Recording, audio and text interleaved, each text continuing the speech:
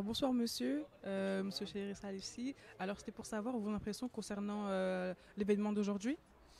Je pense que c'est une réunion utile et il fallait s'y attendre. D'abord parce que je suppose que, et ça s'est vu à travers nos discussions, ceux qui recevaient s'étaient bien préparés et celui qui était l'invité aussi connaissait quand même les sujets sur lesquels on lui avait demandé d'intervenir.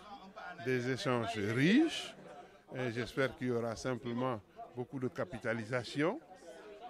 J'ai surtout aimé quand même la complexité de certaines questions liées aux conditions réelles de notre pays, et des conditions qui ne sont pas faciles. En tout cas, les intervenants, le conférencier et les intervenants, dont moi-même, nous avons fait le mieux pour vraiment fixer les choses, donner la bonne information en toute indépendance, sans chercher à attaquer quoi que ce soit.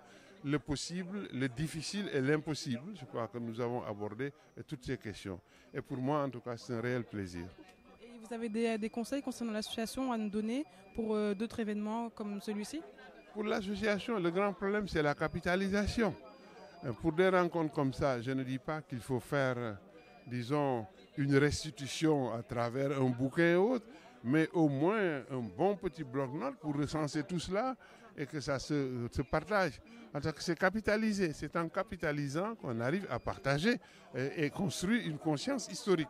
Et la grande faiblesse aujourd'hui de beaucoup d'organisations, c'est comme s'il n'y avait aucun lien avec tout ce qui s'est passé donc, depuis 60 ans.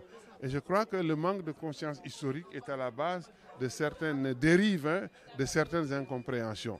C'est ma recommandation principale. Maintenant, le problème, c'est la fréquence. Il faut du suivi. Je ne dis pas de faire une conférence toutes les semaines, au moins tous les semestres, inviter quelqu'un pour qu'il vous parle d'abord de la politique économique qui est mise en œuvre, qu'on aime ou qu'on n'aime pas. Ça aussi, c'est un point de faiblesse de la plupart de nos intellectuels. C'est le bavardage, il n'y a pas d'information factuelle, il n'y a pas d'information chiffrée, on perçoit même qu'il n'y a pas de lecture de documents politiques qui les gouvernent. Ça, c'est extrêmement grave. Ils ne visitent pas les sites du gouvernement parce qu'ils sont fâchés contre le gouvernement, ils ne lisent pas les documents et ceux qui dirigent produisent quand même. Et pour formuler une alternative, il faut saisir d'abord ce qui est proposé et ce qui est mis en œuvre. Parce que très souvent, ce que je constate, les gens font des propositions largement en deçà de ce qui est en train d'être mis en œuvre. C'est-à-dire qu'ils ne savent même pas ce qui est en train d'être mis. Ils proposent des projets ou des programmes qui sont en train d'être mis en œuvre depuis 10 ans. Ça, ce n'est pas respectable et ce n'est pas crédible. Maintenant, il y a d'autres formes de rencontres. Ça doit être lié à l'insertion professionnelle ici ou là-bas. Parce que les experts sont des experts du monde. On peut être au Sénégal, connaître parfaitement l'entreprise en Europe, ses difficultés. Surtout que forcément, il y a une dimension culturelle.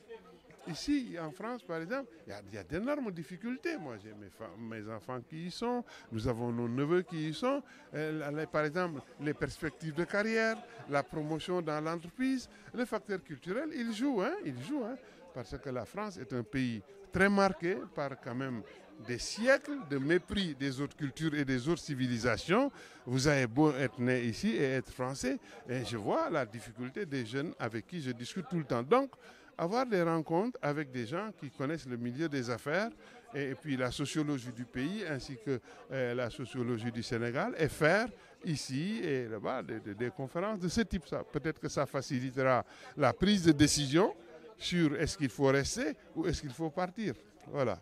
En tout cas, on vous remercie pour cette intervention et à la prochaine. Merci beaucoup.